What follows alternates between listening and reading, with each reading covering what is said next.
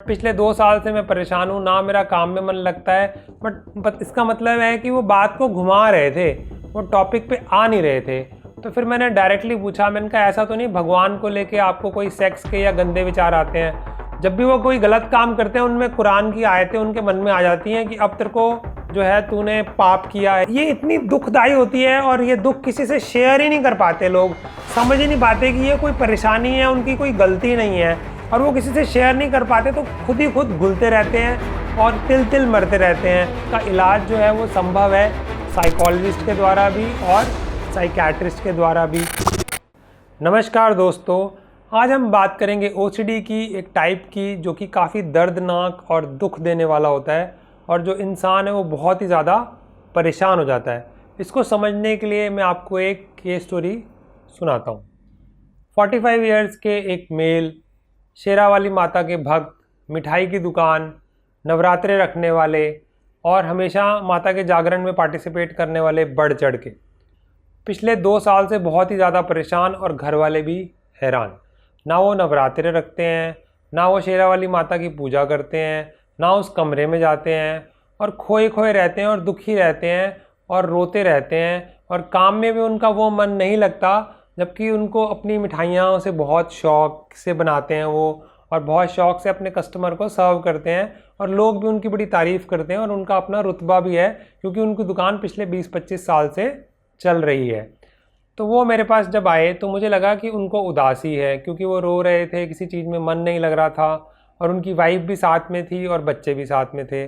क्योंकि साइकियाट्री में क्या होता है कि आपको अकेले भी मरीज़ से बात करनी होती है और इवन फैमिली से भी बात करनी होती है ताकि कोई ऐसी बात हो जो घर वालों के सामने ना की जा सके। तो मैंने उनसे कहा कि क्या आप अकेले में बात करना चाहते हैं? तो घर वालों ने कहा ऐसी तो कोई बात नहीं है, हमारे सामने ही सब कुछ है। बट उनके चेहरे के भाव से और उनके गर्दन हिलाने से मुझे समझ आया कि कुछ तो है जो वो मुझसे शेयर करना चाहते हैं। जब उनके घर वाले बाहर चले गए तो मैंने उनसे डायरेक्टली ही मैंने सवाल पूछा, क्योंकि अब काफ़ी सारे मरीज़ मैंने ओसीडी विद देखे हैं जिनमें सेक्स या भगवान के विचार आते हैं। तो मैंने उनसे पूछा कि डिप्रेशन का कारण कोई है जो आपको परेशान करता है या आपके मन में कोई विचार आता है? इस पर वो फूट के रोने लगे। उन्होंने कहा कि डॉक्टर साहब, मैं ना शेरावाली माता का भक्त हूँ और मुझे इतने गंदे विचार आते हैं कि मेरे को अपने मुंह से बोलते हुए भी शर्म आती है और मुझे लगता है कि मैंने कोई बुरे कर्म किए होंगे जिसकी पापों की सज़ा माँ मुझे दे रही है।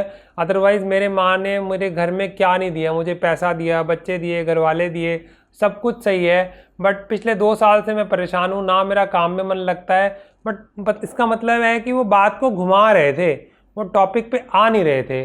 तो फिर मैंने डायरेक्टली पूछा, मैंने कहा ऐसा तो नहीं भगवान को लेके आपको कोई सेक्स के या गंदे विचार आते हैं? तो इस पे वो अचानक चौंक गए। उनको उम्मीद नहीं थी कि कोई डायरेक्टली ये उनकी मन की बात भी जान पाएगा। तो फिर उन्होंने मुझे बताया कि जब मैं शेरावाली माता को देखता हूँ तो कभी मुझे पेशाब ऐसे लगता है मैं जल की जगह उनको मूत्र चढ़ा रहा हूँ या लैट्रिन दिखाई देने लगती है और कभी कभार तो हद हो जाती है कि ऐसे लगता है कि जैसे शेरावाली माँ के साथ सेक्सुअल थॉट्स आ रहे हैं या मेरी जो नज़र है उनकी छाती पर जा रही है और मैं इतना शर्मिंदा महसूस करता हूँ। मुझे लगता है मैं ज़िंदगी से तो मर जाऊँ तो अच्छा है, मुझे प्लीज़ बचा लो। मैंने ऐसा कुछ नहीं किया, मैंने ज़िंदगी में कोई पाप नहीं किया, हमेशा अपनी दुकान पे दिल से काम किया, लोगों को अच्छे से मिठाई दी, मुझे बड़ा मज़ा आता है अपने काम करने में। बट पिछले 2 साल से मेरी ज़िंदगी जीते जी नर्क बन चुकी है। तो मैंने उनको पहले तो चुप कराया। मैंने कहा आप थोड़ा धीरे धीरे, आप अपना टाइम लीजिए। मैंने लड़के को बोला बेटा इनको पानी पिलाओ। 10-15 मिनट मैंने उनका आप रिलैक्स कीजिए। फिर मैंने उनकी बात सुनी दोबारा। फिर मैंने उनसे शेयर किया कि आप ऐसे अकेले नहीं हैं, ये एक बीमारी है। दिक्कत क्या होती है, इंसान के मन में जो विचार होगा वही बार बार रिपीट होगा ना। अगर आप ओसीडी के बारे में डिटेल में जानना चाहते हैं, शॉर्ट में तो मैं बाद में बता दूंगा, उसके लिए एक डेडिकेटेड वीडियो है जो आप देख सकते हैं। तो उसमें क्या हुआ कि वो विचार उनको इतना परेशान कर रहा था कि जिसकी वजह से उनको लग रहा था कि अब तो जान लेने का समय आ गया। और उनकी जिम्मेवारियाँ भी थी, उनकी बेटी कॉलेज में थी, बच्चा जो था 11वीं में था, उसकी शादी करनी है बेटी की, जो उनको मजबूर करती थी कि ज़िंदा तो रहना ही पड़ेगा, चाहे इस नर्क जैसी ज़िंदगी में मुझे जीना पड़े। तो जब मैंने उनको ये ढंढास बंधाया कि आप जो है 2-3 महीने में ठीक हो जाएंगे, बस मुझ पर ट्रस्ट कीजिए और मुझे दवा देने दीजिए और हम आपकी साइकोलॉजिकल काउंसलिंग भी करा देंगे और जो है उससे आप ठीक हो जाएंगे।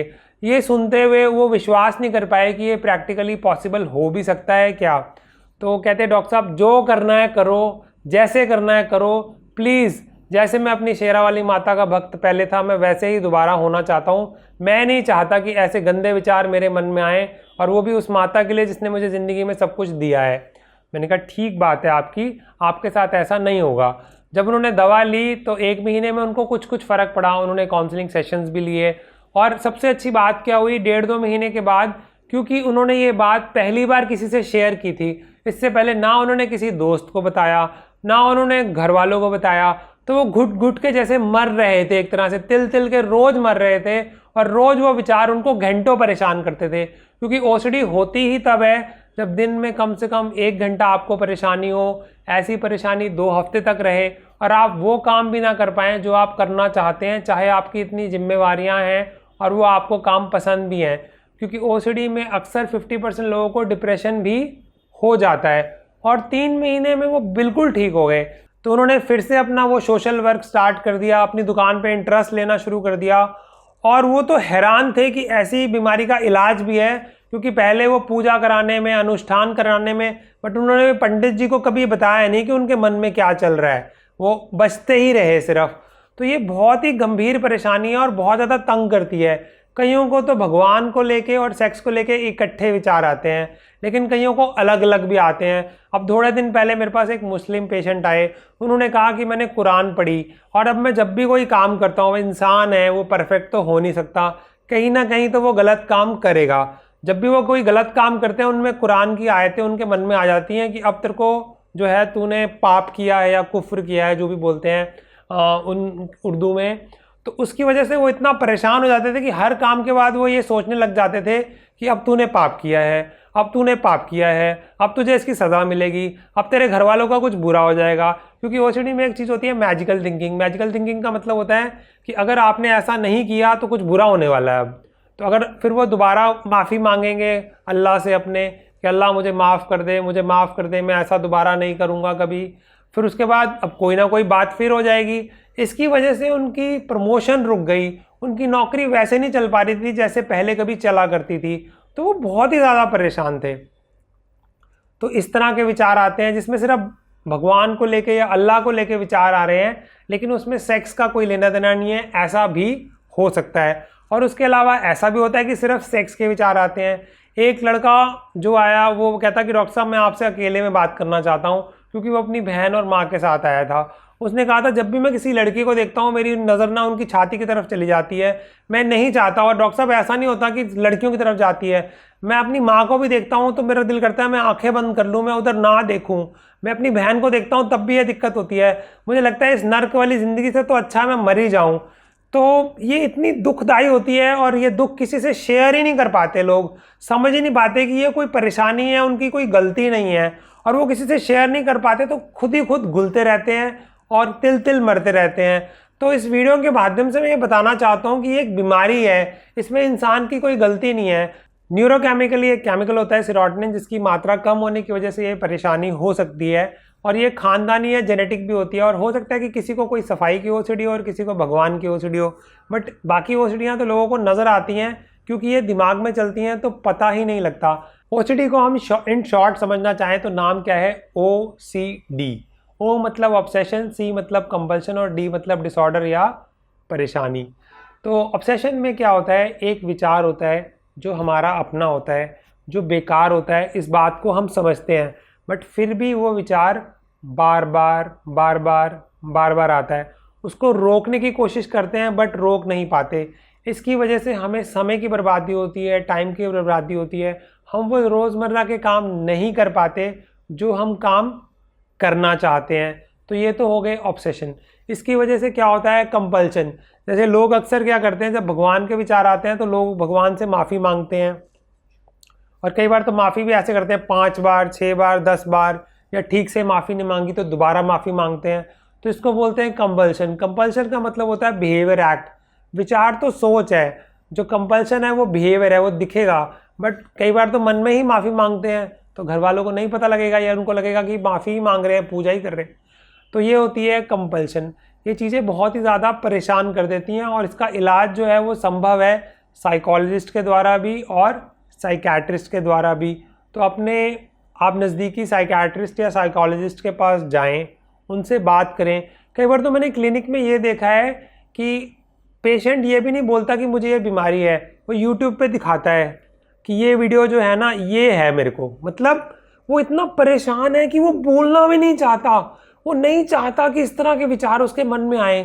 तो आप समझ सकते हैं क्या दर्द होता है उसका। और वो जो है या तो गूगल दिखाएगा या लिख के दे देगा, और वो उसने घर वालों से भी शेयर नहीं किया होता, तो बिल्कुल अकेला पड़ जाता है। और वो पढ़ाई नहीं कर पा रहा तो घर वाले डांट रहे हैं, इंसान जो काम नहीं कर पा रहा उसको डांट रहे हैं, वो बोल रहे हैं कि तू वीक है, कमज़ोर है, तू बादाम खा, काजू खा, तू योगा कर, तू ये कर। वो सब कुछ ट्राई करता है बट उससे नहीं हो पाता, क्योंकि ये पेशेंट की गलती नहीं है, ये एक बीमारी है जिसका इलाज संभव है। और कई बार तो वो बोलते हैं कि वहम का इलाज तो हकीम सुलेमान के पास भी नहीं था बट साइकेट्रिस्ट के पास होता है। तो ये बहुत ही इम्पॉर्टेंट है कि आप आएँ और इनका इलाज कराएं और वो ज़िंदगी जिएं जो आप पहले जिया करते थे, और वो सारे काम करें लाइफ में जिसके आप हकदार हैं, और उस ज़िंदगी को जिएं। इसमें ऐसा होता है कई पेशेंट तो सुसाइड कर लेते हैं और घर वालों को पता तक नहीं लगता कि उनको कभी ओसीडी की बीमारी थी, वो डिप्रेशन, या वो समझ ही नहीं पाते कि ऐसी क्या बात थी जो अचानक ही इंसान ने ऐसा कदम उठा लिया। और कई बार तो सुसाइड से वो बच जाते हैं। एक बार तो इमरजेंसी में मैंने एक पेशेंट देखा था जिसको सुसाइड के लिए आया और मुझे लगा उसे डिप्रेशन है। जब बाद में उसकी डिटेल में हिस्ट्री ली तो उससे पता लगा उसको सेक्स और भगवान को लेके ओसीडी थी, जिसकी वजह से उसने फ्रस्ट्रेट होकर मरने की कोशिश की थी कि भगवान मुझे नर्क दे दे, ये वाली ज़िंदगी मत दे। तो ये इतनी बड़ी समस्या है। और आजकल तो ऑनलाइन कंसल्टेशन भी प्रैक्टिकली पॉसिबल है। तो आपको शर्म या हिचकिचाहट होती है क्लिनिक पे जाने पे, तो आप ऑनलाइन अकेले में भी डॉक्टर से बात कर सकते हैं और साइकेट्रिस्ट से बात कर सकते हैं, क्योंकि बाकी लोग तो नहीं समझ पाएंगे, या साइकोलॉजिस्ट से बात कर सकते हैं। तो मैं उम्मीद करता हूँ दोस्तों, मैं उन लोगों की मदद कर पाऊँ जो इस बीमारी से बहुत ही ज़्यादा परेशान है, क्योंकि उनका दिल दर्द देख के तो कई बार मेरा भी मन भर आता है। तो आज के लिए दोस्तों इतना ही, धन्यवाद।